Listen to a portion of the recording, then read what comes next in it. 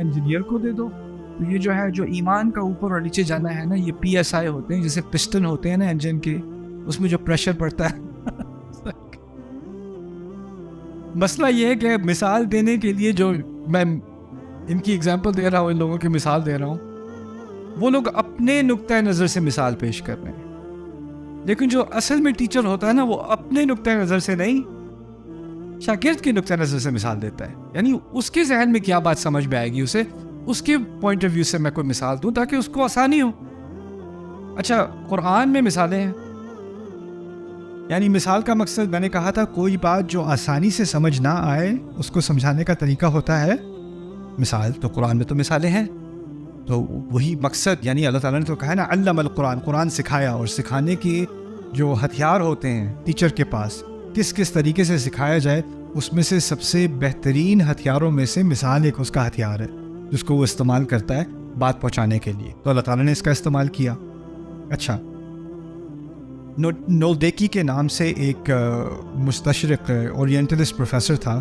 اس نے قرآن پر بہت تنقید کی، اور اس کی تنقید میں اس نے اس آیت کے بارے میں خاص تنقید کی. کہتا ہے قرآن کی مثالیں، وہ لکھتا ہے قرآن کی مثالیں بے تکی ہیں، ان کی کوئی سینس نہیں بنتی، اور اس لیے یہ امپریسو لٹریچر نہیں ہے. میں اس سے زیادہ متاثر نہیں ہوا. اور مثال کے طور پہ وہ اس آیت کو لاتا ہے. اس آیت کا ترجمہ اکٹھا کرتے ہیں، حنفاء للہ غیر مشرکین بہ، جو اللہ تعالیٰ کے لیے خاص حنیف ہو گئے، فوکس ہو گئے، بغیر اس کے ساتھ کوئی شرک کیے. ومن یشرک باللہ، اور جس نے بھی اللہ تعالیٰ کے ساتھ شرک کیا ہو، فکأنما خر من السماء، تو ایسا ہے جیسے کہ وہ آسمان سے گر رہا ہو. مثال دی جا رہی ہے کہ کوئی اللہ سے شرک کرے تو وہ ایسا ہے جیسے آسمان سے گر رہا ہو. نو دیکھیے اپنی پیپر میں کہتا ہے، اس کی کیا سینس بنتی ہے؟ کس نے دیکھا ہے کبھی کسی کو آسمان سے گرتے ہوئے؟ یعنی مثال ایسی ہونی چاہیے کہ آپ اپنے ذہن میں اس کا خاکہ تو بنا لو. کوئی چیز دیکھی دکھائی ہے تو اس کی مثال دو. اور یہاں کہا جا رہا ہے آسمان سے گر رہا ہے بندہ، کوئی سینس نہیں بنتی، اس کی کوئی تک نہیں بنتی. پھر آگے کہا اللہ تعالیٰ نے فَتَخْطَفُهُ الطَّيْرُ، پرندے اس کو نوچنے لگے. آسمان سے گر رہا ہے اور پرندے کیا کر رہے ہیں؟ نوچ رہے ہیں. کہتا ہے پہلے ہی سمجھ نہیں آ رہا تھا کہ آسمان سے گر رہا ہے، اب آسمان سے گرتے گرتے پرندے بھی اس کو نوچ رہے ہیں. اس کی کوئی سینس نہیں بنتی. او تہوی بہ الریح، یا پھر آخر کار اس کو ہوا اڑاتی پھرتی ہے، یعنی اور کہیں دور لے، فی الی مکان سحیق، اور فی مکان سحیق، یعنی ایک ایسی انجانے مکان تک اس کو ہوا لے جاتی ہے.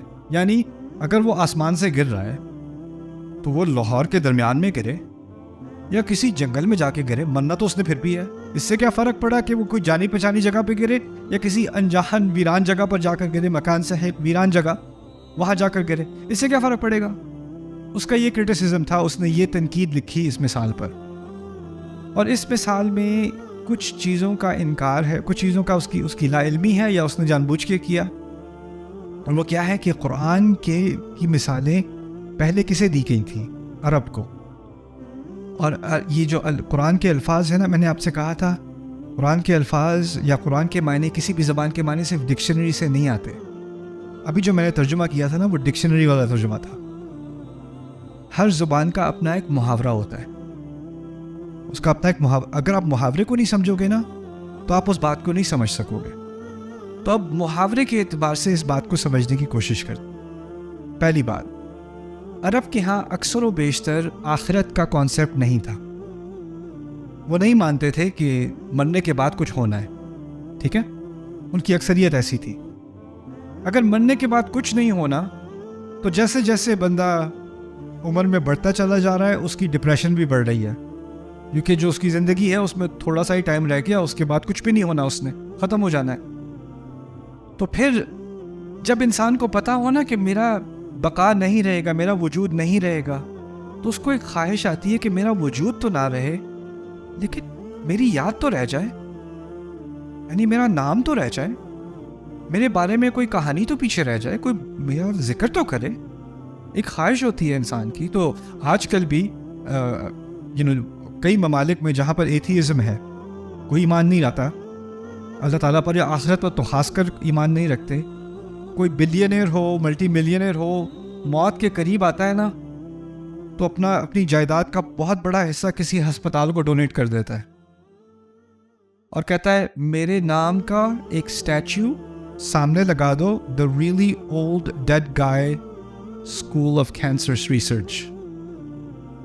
اوکے، وہ لگا دو سامنے تاکہ جب اسٹوڈنٹس گزریں تو میرے اسٹیچوز کے نام سامنے سے گزریں اور وہ فخر سے کہیں میرے نام کا ڈپارٹمنٹ بنانا یا میرے نام کا ہاسپٹل ونگ بنانا یا میرے نام کا وارڈ بنانا. وہ تو مر گیا، اس کا نام زندہ رہ جائے. یہی ہوتا ہے نا. کوئی لوگ مرنے سے پہلے ساری جائیداد یونیورسٹی کو دے دیں گے. نام بدلنا پڑے گا یونیورسٹی کا یا ڈپارٹمنٹ کا نام بدلنا پڑے گا تاکہ اس کے نام کا بار بار ذکر ہوتا رہے. اس کو چاہیے کہ میں تو نہیں رہوں گا، میری یاد رہ جائے، کسی نہ کسی طرح میری یاد رہ جائے. اب اربوں کے پاس بلینز تو تھے نہیں اسٹیچو بنوانے کے، نہ ہاسپٹل دینے کے، نہ یونیورسٹی کھولنے کے. ان کے پاس ایک ہی چیز تھی، ان کے پاس تھی شاعری. اور شاعری میں کس چیز کی شاعری وہ کرتے تھے کہ وہ میدان جنگ میں ایسا بہادر تھا، اس نے اتنے مارے، اس کی تلوار ایسی تھی، اس کا گھوڑا ویسا تھا. یہی باتیں ہوتی تھی نا. تو وہ چاہتا تھا کہ میں اس طرح یاد کیا جاؤں کہ میری بہادری کے لوگ بعد میں نغمے گائیں. اس کا ایک کلچر تھا. لیکن اب اس کو سمجھتے ہیں، اس تعبیر کو، اس سے اس کا کیا تعلق ہے. آپ ذرا اپنی امیجنیشن یوز کرو کہ ایک پہاڑی ہے اور پہاڑی کے اوپر ایک قبیلہ ہے. وہ لوگ ہتھیار لیے ہوئے ہیں اور وہ لڑ رہے ہیں ایک اور قبیلے سے جو پہاڑ کے نیچے ہے. کس کے پاس زیادہ ایڈوانٹیج ہے؟ اوپر والوں کے پاس. تو وہ اب ان کا مقابلہ کر رہے ہیں جو نیچے ہیں، لیکن جو نیچے ہیں وہ کسی نہ کسی طرح اوپر آ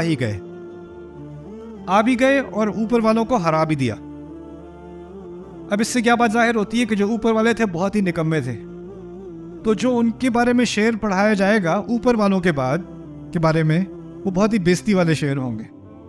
اور پھر ہوا کیا کہ یا تو وہ اوپر پہنچے اور اپنے دشمن کو قتل کیا، اور دشمن کو قتل کر کے اس کی لاش کے ساتھ کیا کیا، اٹھا کے اوپر سے پھینک دیا.